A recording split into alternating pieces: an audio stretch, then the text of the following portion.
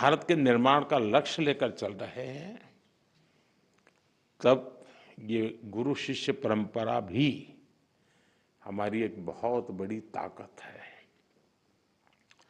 आप जैसे शिक्षक इस श्रेष्ठ परंपरा के प्रतीक है।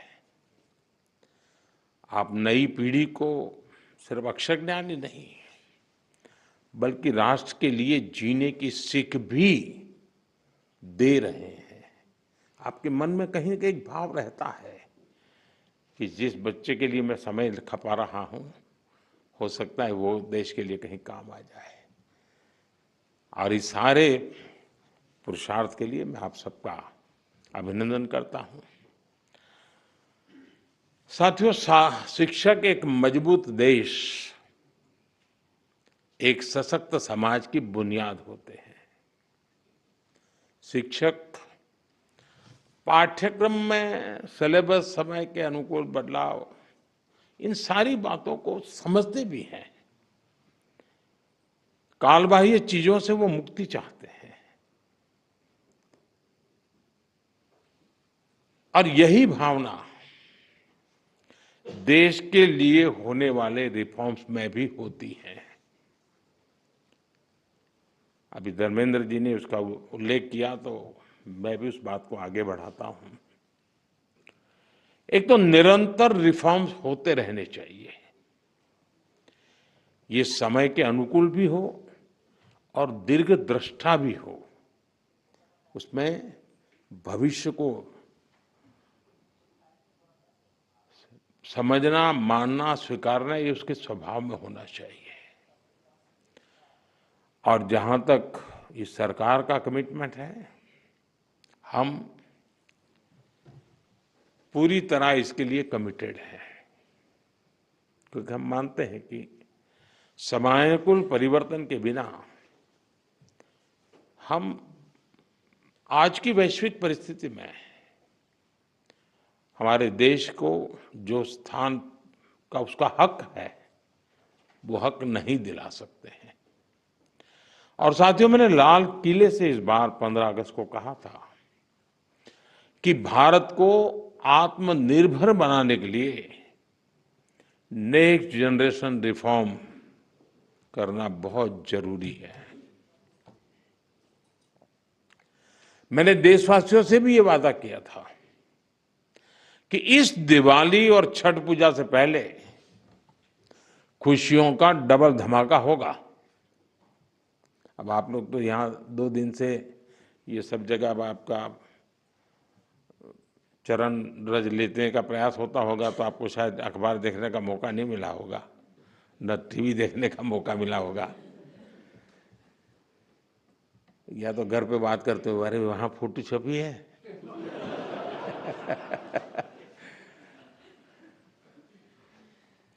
खैर, जिस भावना को लेकर हम चल रहे हैं, उसी भावना पर चलते हुए कल भारत सरकार ने राज्यों के साथ मिलकर के एक बहुत बड़ा निर्णय किया है और बहुत महत्वपूर्ण निर्णय है। अब जीएसटी और भी ज्यादा सिंपल हो गया है, सरल हो गया है। जीएसटी के मुख्यतः 2 ही रेट रह गए हैं, 5% और 18%, 5% और 18%। और 22 सितंबर सोमवार, जब नवरात्र का पहला दिन है, और ये सारी चीजों का मातृशक्ति को संबंध तो बहुत ही रहता है, और इसलिए नवरात्रि के इस प्रथम दिवस पर जीएसटी का जो एक रिफॉर्म वर्जन है, नेक्स्ट जनरेशन रिफॉर्म किया हुआ, वो लागू हो जाएगा।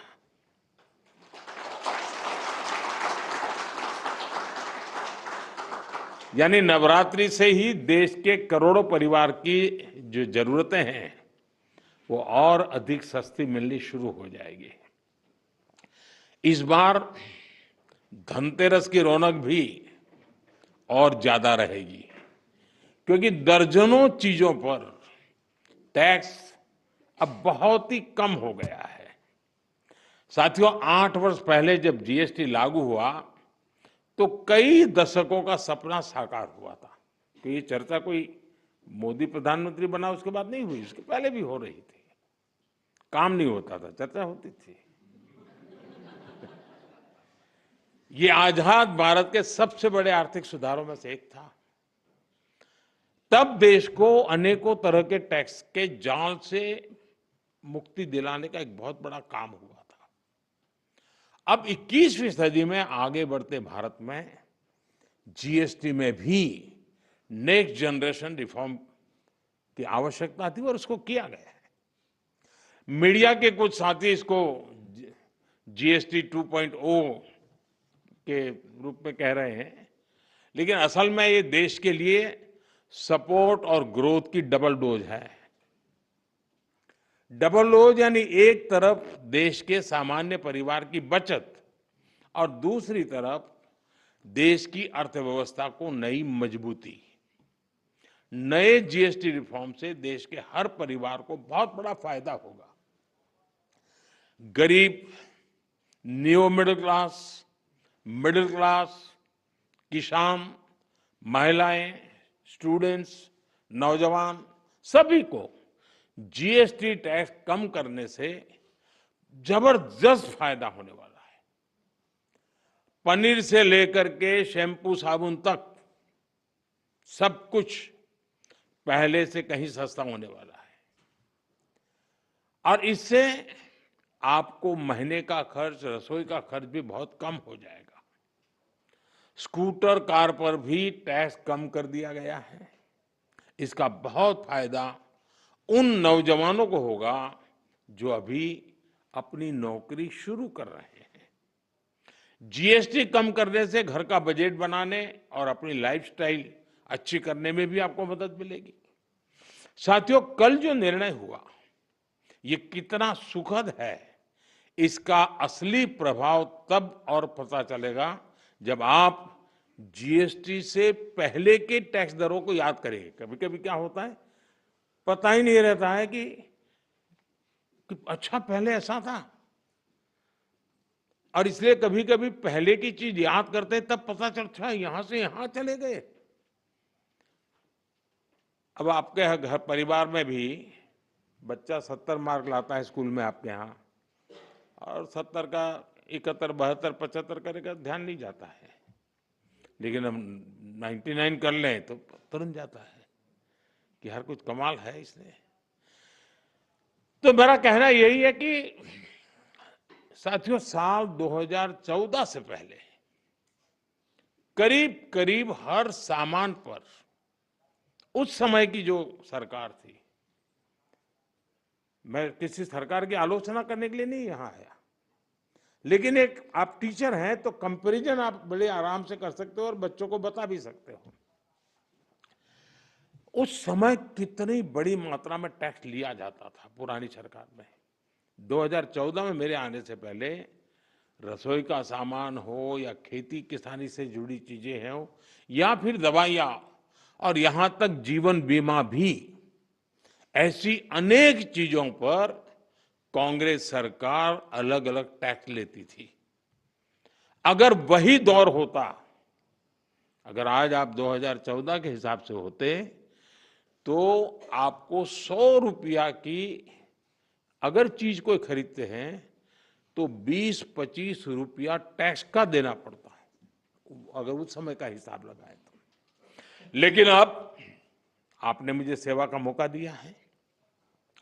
भाजपा सरकार में, एनडीए सरकार में हमारा जोर इस बात का है कि बचत कैसे ज्यादा से ज्यादा हो, परिवारों का खर्चा कम कैसे हो, और इसलिए अब जीएसटी में इतनी ज्यादा कटौती कर दी गई है।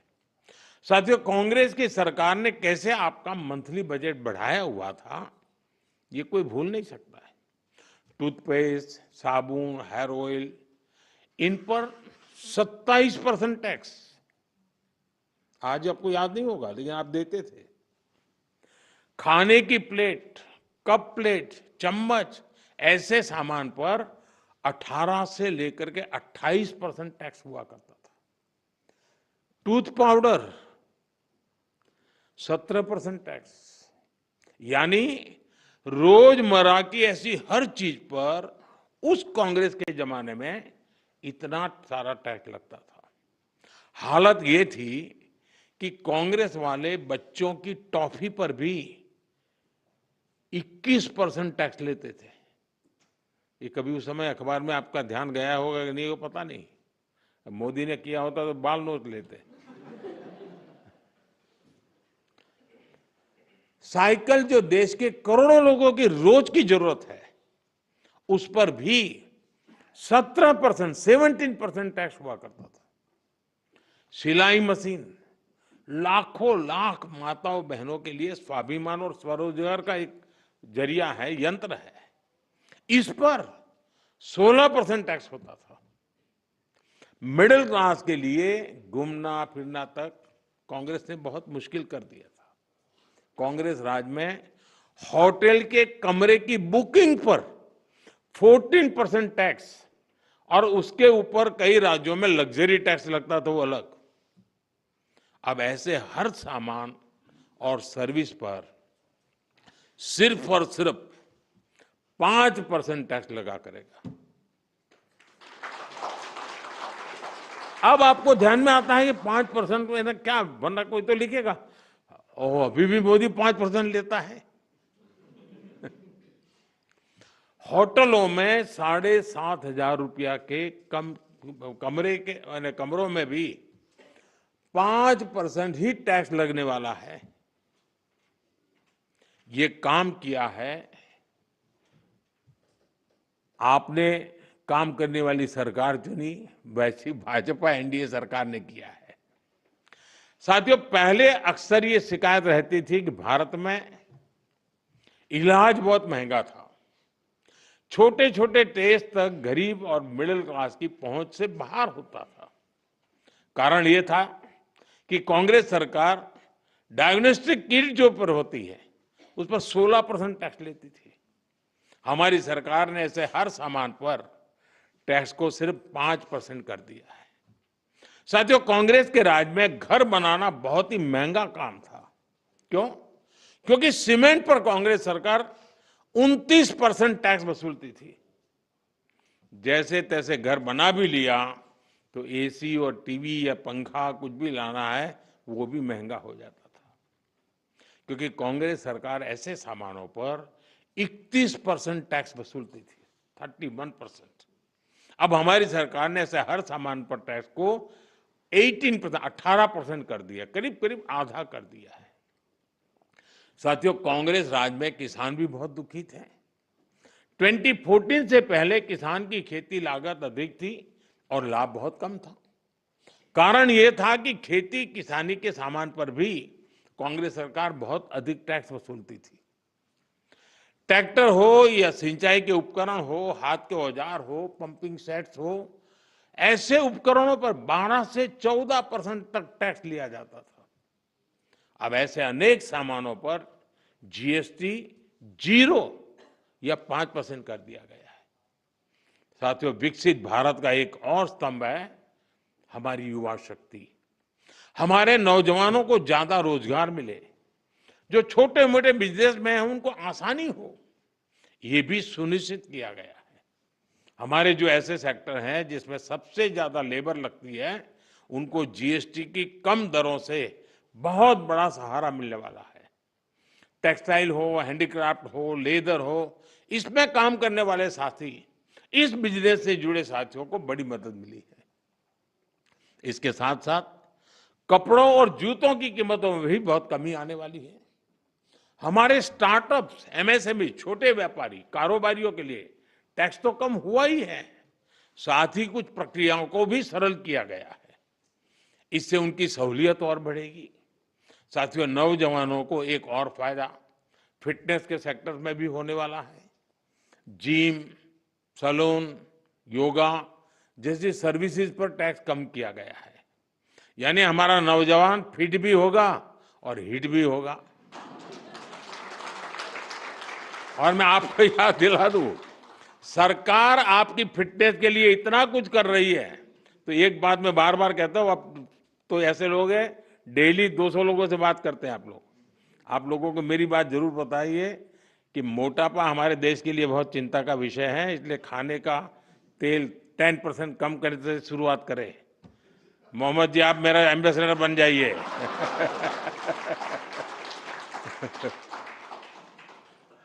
ओबेसिटी के खिलाफ लड़ाई कमजोर नहीं पड़नी चाहिए। साथियों, अगर जीएसटी में हुए इस रिफॉर्म्स का अगर मैं सार बताऊं तो यही कह सकता हूं कि इससे भारत की शानदार अर्थव्यवस्था में पंचरत्न जुड़े हैं। पहला, टैक्स सिस्टम कहीं अधिक सिंपल हुआ। दूसरा, भारत के नागरिकों की क्वालिटी ऑफ लाइफ और बढ़ेगी। तीसरा, कंजम्पशन और ग्रोथ दोनों को नया बूस्टर मिलेगा। और चौथा, ईज ऑफ डूइंग बिजनेस से निवेश और नौकरी को बल मिलेगा।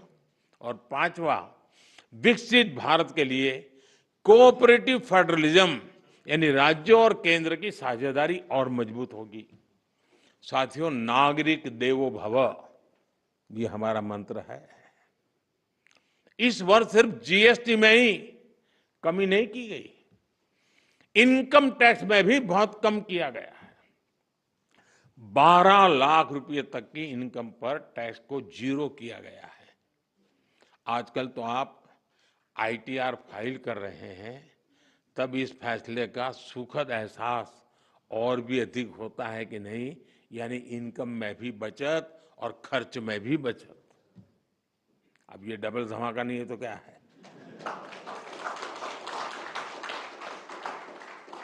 साथियों, आजकल महंगाई की दर भी बहुत निचले स्तर पर है, नियंत्रण में है। और यही तो प्रो पीपल गवर्नेंस है। जब जनहित और राष्ट्रहित में फैसले लिए जाते हैं तब देश आगे बढ़ता है। और इसलिए ही आज भारत की ग्रोथ करीब करीब 8% है। यानी दुनिया में हम सबसे तेज गति से ग्रो कर रहे हैं। ये 140 करोड़ भारतीयों का सामर्थ्य है, 140 करोड़ भारतीयों का संकल्प है। और मैं आज देशवासियों को फिर कहूंगा, भारत को आत्मनिर्भर बनाने के लिए रिफॉर्म्स का ये जो सिलसिला चलता रहेगा वो रुकने वाला नहीं है। साथियों, भारत के लिए आत्मनिर्भरता ये कोई नारा नहीं है, इस दिशा में ठोस प्रयास हो रहे हैं। मेरी आप सभी से, देश के सभी शिक्षकों से भी अपेक्षा है कि आत्मनिर्भर भारत के महत्व का बीजारोपण, इस विचार की सीडिंग निरंतर हर विद्यार्थी में करते रहें। आप ही हैं जो बच्चों को बहुत सरलता से उनकी अपनी भाषा और बोली में भारत के आत्मनिर्भर होने के महत्व को समझा सकते हैं। और आपकी बात वो मानता भी है। आप उन्हें बता सकते हैं कि दूसरों पर निर्भर रहने से देश कभी उतनी तेजी से आगे नहीं बढ़ सकता जितना उसका सामर्थ्य होता है। साथियों, भारत के आज के विद्यार्थियों और आने वाली पीढ़ियों में एक सवाल शुरू से ही प्रचारित और प्रसारित किए जाने की जरूरत है। ये हमारा कर्तव्य है जी। मैं चाहता हूं असेंबली में भी इसकी चर्चा हो। कभी कभी तो एक प्रयोग करके देखिए आप। कभी हमें पता ही नहीं होता है कि हमारे घर में विदेशी चीजें कैसे घुस गई है, पता ही नहीं है। इरादा नहीं है कि मुझे विदेशी चाहिए, लेकिन पता ही नहीं है। बच्चे परिवार में बैठ करके एक सूची बनाएं कि सुबह उठने से दूसरे दिन सुबह तक उपयोग में आने वाली कितनी चीजें विदेशी हैं, उसे पता ही नहीं है। हेयरपिन भी विदेशी आ गई है, कंघा भी विदेशी आ गया है, पता ही नहीं उसको। जागरूकता आएगी तो कहेगा अरे यार भाई, मेरे देश को क्या मिलेगा।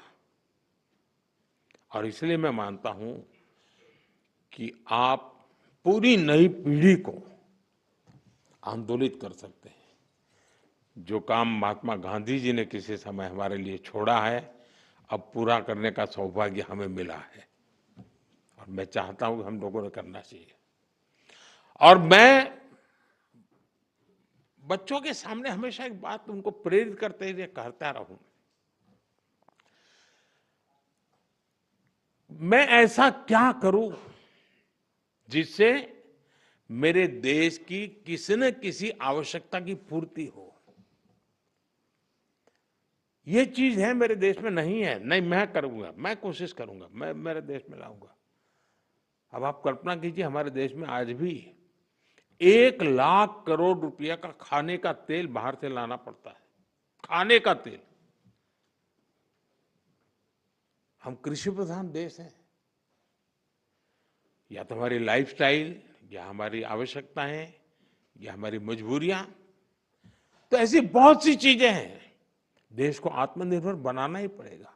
अब 1 लाख करोड़ रुपया बाहर जाता है, वो यहीं रहता तो कितने स्कूल के बिल्डिंग बन जाते, कितने बच्चों की जिंदगी बन जाती। और इसलिए आत्मनिर्भर भारत की बात को हमने अपना जीवन मंत्र बनाना पड़ेगा और हमने नई पीढ़ी को उसके लिए प्रेरित करना पड़ेगा और देश की आवश्यकता के साथ खुद को जोड़ना चाहिए। ये बहुत जरूरी है।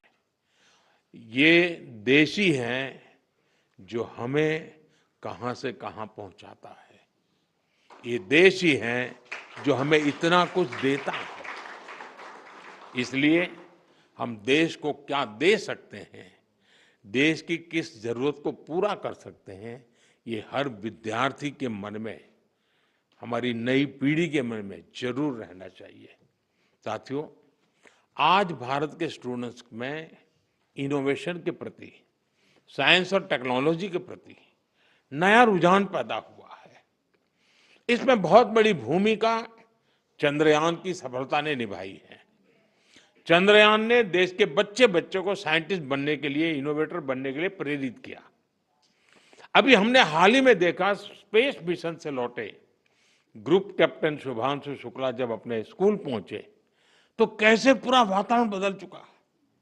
शुभांशु की इस उपलब्धि में उनके शिक्षकों का योगदान जरूर रहता है, तभी तो होता है। यानी शिक्षक नौजवानों को सिर्फ पढ़ाते ही नहीं है, उन्हें गढ़ते हैं, एक दिशा दिखाते हैं। साथियों, आपके इस प्रयास को अब अटल इनोवेशन मिशन और अटल टिंकरिंग लैब से भी मदद मिल रही है। अब तक देश में 10,000 अटल टिंकरिंग लैब बन चुकी हैं। देश ने 50,000 नई अटल टिंकरिंग लैब्स को बनाने का निर्णय लिया है।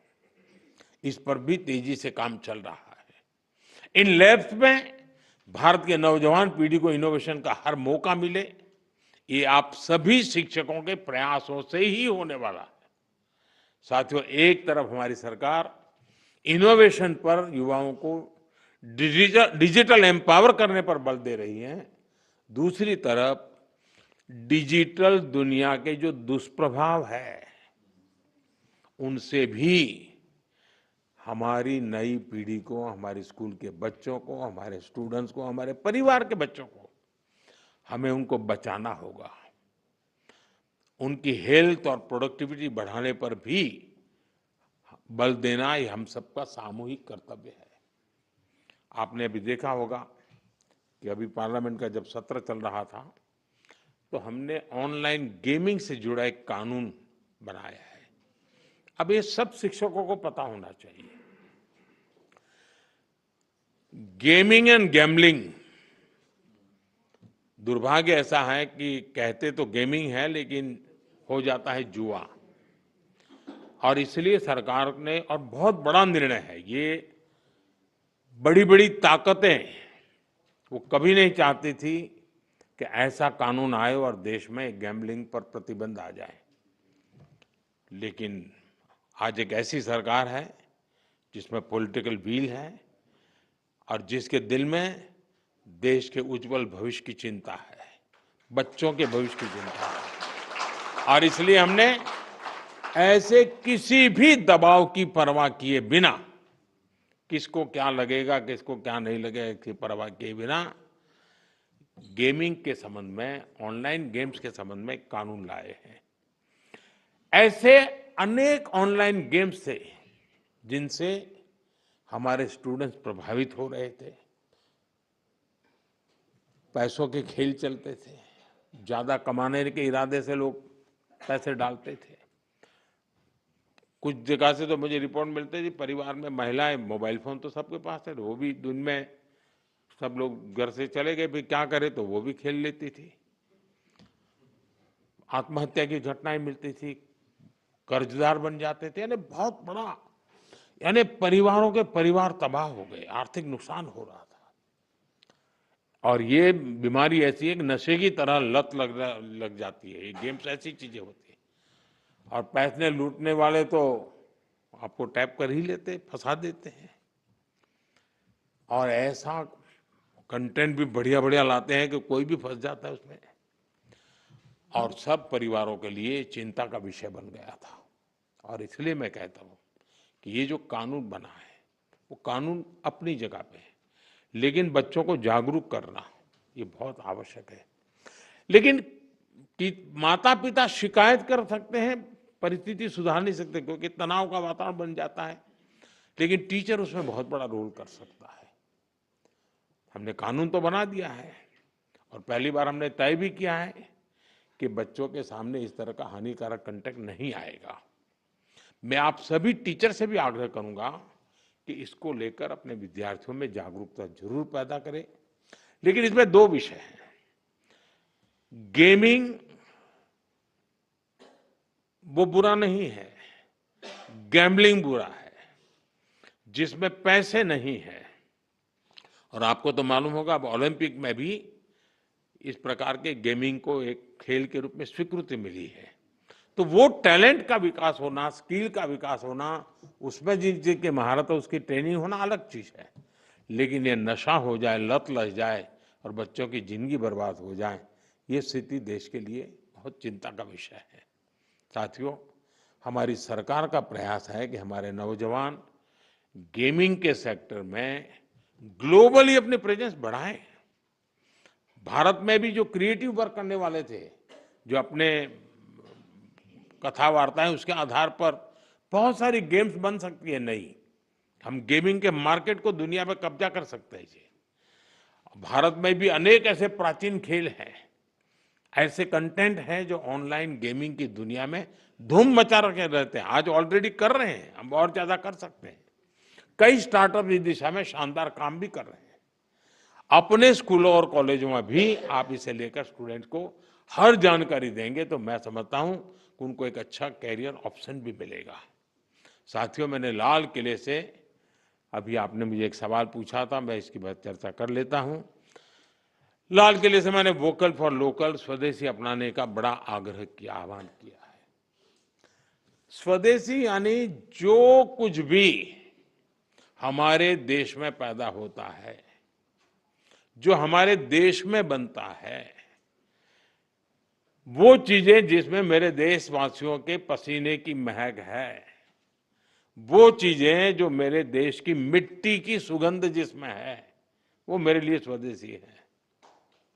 और इसलिए, और इसके प्रति हमारा गौरव होना चाहिए। हर घर पर बच्चों को कहना चाहिए, भाई घर पर एक बोर्ड लगाओ, जैसे हर घर तिरंगा है ना, हर घर स्वदेशी, घर घर स्वदेशी। और उसी पर हर दुकानदार अपने यहाँ बोर्ड लगाए कि गर्व से कहो ये स्वदेशी है। हमें गर्व होना चाहिए, भाई ये मेरे देश का है, मेरे देश में बनता है, ये गर्व होना चाहिए, ये वातावरण बनाना चाहिए। और लोकल के लिए वोकल होने के इस अभियान में टीचर्स बहुत बड़ी भूमिका कर सकते हैं। हमारे बच्चों को स्कूल ये प्रोजेक्ट्स और गतिविधियों में मेक इन इंडिया वस्तुओं की पहचान करा सकते हैं। खेल खेल में आप सिखा सकते हैं। एक असाइनमेंट हो सकती, जिसमें घर में जितनी भी वस्तुएं हैं, कितनी स्वदेशी है, मैंने जैसे कहा, उसका एक लिस्ट बनाए, जरा दूसरे दिन दिखाए, लेकर के आए और चलो भाई इस महीने इतनी कम करेंगे, इस महीने इतनी कम करेंगे। धीरे धीरे पूरा परिवार स्वदेशी हो जाएगा। मैं तो चाहूंगा स्कूल में से, मान लीजिए 10 क्लास हैं हमारे यहाँ, हर क्लास सुबह एक आधा घंटा प्ले कार्ड लेकर के गांव में जुलूस निकाले, स्वदेशी अपनाओ। दूसरे दिन दूसरा क्लास, तीसरे दिन तीसरा क्लास, तो लगातार गांव में वातावरण बना रहेगा, स्वदेशी स्वदेशी स्वदेशी। मैं मानता हूं देश की आर्थिक ताकत बहुत बढ़ सकती है जी। हर व्यक्ति छोटा सा भी काम कर ले, हम जो सपना लेकर के चले 2047 में देश को विकसित भारत बनाने का। और किसको नहीं लगेगा जी, देश विकसित ना हो ऐसा कौन चाहेगा? कोई नहीं चाहेगा। लेकिन हमें कोशिश कहीं से करनी पड़ेगी, हमें शुरू करना पड़ेगा। साथियों, हम स्कूलों में अलग अलग तरह के उत्सव भी बनाएं, उस उत्सव में भी स्वदेशी की बात ला सकते हैं। हमने देखना चाहिए कि इनमें हम क्या भारतीय उत्पादों को साज सज्जा के लिए उपयोग में लाते हैं। आर्ट क्राफ्ट आर्ट में स्वदेशी सामग्री का इस्तेमाल एक वातावरण बन जाना चाहिए। ये बच्चों में बचपन से स्वदेशी की भावना बढ़ाएगा। साथियों, स्कूलों में हम ऐसे कई डे मनाते हैं, स्वदेशी डे भी मनाएं, स्वदेशी वीक भी मनाएं, लोकल प्रोडक्ट का डे मनाएं। यानी हम एक कैंपेन के रूप में इस चीजों को अगर चलाएं, आप इसका नेतृत्व करें, आप समाज को नए रंग रूप से सजने के लिए एक बहुत बड़ा कंट्रीब्यूशन कर सकते हैं। और जहां बच्चे अपने परिवार से कोई लोकल वस्तु लाए और उसकी कहानी बताएं, ऐसा भी एक वातावरण बन सकता है। जो चीजें कहाँ बनी, किसने बनाई और देश के लिए उसका महत्व क्या है, इस पर चर्चा होनी चाहिए। जो लोकल मैन्युफैक्चरर्स हैं, जो पीढ़ियों से कुछ ना कुछ हस्तशिल्प बना रहे हैं, ऐसे परिवारों के साथ बच्चों का मेल मिलाप हो, या उनको स्कूलों में बुलाकर उनकी बातें सुनने का एक कोई कार्यक्रम बनाया जाए।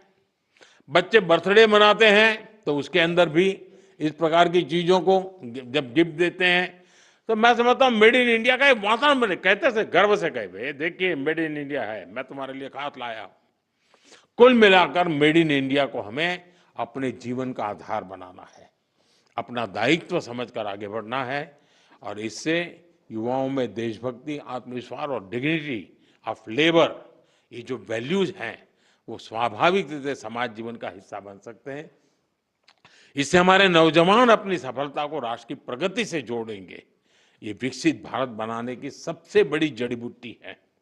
मुझे विश्वास है कि आप सभी एक शिक्षक के रूप में राष्ट्र निर्माण के इस बड़े मिशन कर्तव्य भाव से जुड़ेंगे और इस देश को सामर्थ्यवान बनाने के काम को आप ही अपने कंधे पर उठाएंगे, तो निश्चित हमें जो परिणाम चाहिए वो परिणाम मिलेगा।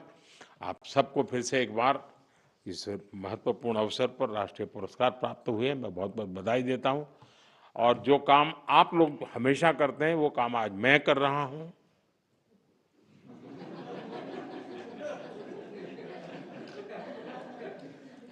आप लोग काम करते हैं होमवर्क देने का, तो आज होमवर्क मैंने दिया है। मुझे पूरा विश्वास है कि आप उसको पूरा करेंगे। बहुत बहुत धन्यवाद।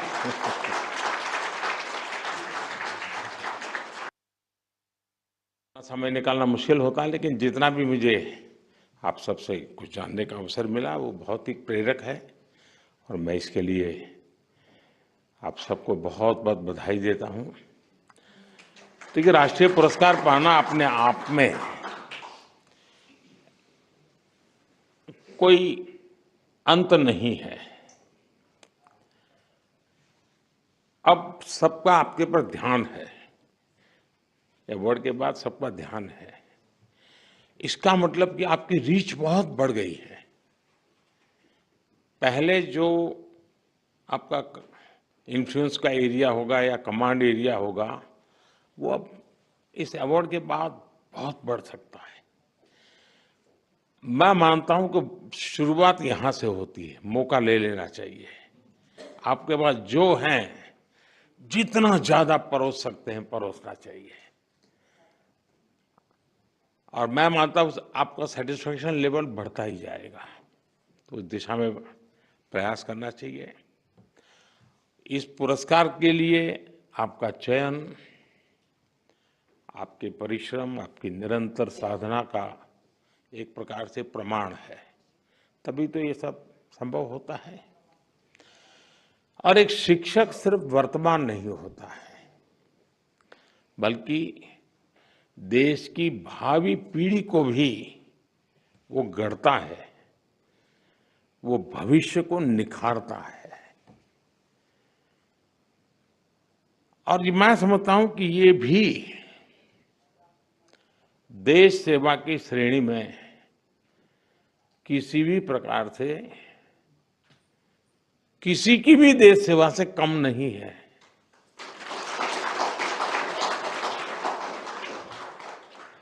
आज करोड़ों शिक्षक आपकी तरह ही पूरी निष्ठा, तत्परता और समर्पण भाव से देश सेवा में जुटे हैं। सबको यहाँ आने तक का अवसर नहीं मिलता है। हो सकता है बहुत लोगों ने प्रयास भी नहीं किया होगा, कुछ लोगों ने नोटिस भी नहीं किया होगा। और ऐसी क्षमता वाले बहुत लोग होंगे जी, बहुत लोग होंगे। और इसलिए उन सबके सामूहिक प्रयासों का परिणाम है कि राष्ट्र निरंतर उन्नति करता है। नई नई पीढ़ी तैयार होती है जो राष्ट्र के लिए जीती है, और उसमें सबका योगदान होता है। साथियों, हमारा देश हमेशा से गुरु शिष्य परंपरा का उपासक रहा है। भारत में गुरु को केवल ज्ञान देने वाला नहीं, बल्कि जीवन का मार्गदर्शक माना गया है। मैं कभी कभी कहता हूं, मां जन्म देती है, गुरु जीवन देता है। आज जब हम विकसित भारत के निर्माण का लक्ष्य लेकर चल रहे हैं, तब ये गुरु शिष्य परंपरा भी हमारी एक बहुत बड़ी ताकत है। आप जैसे शिक्षक इस श्रेष्ठ परंपरा के प्रतीक है।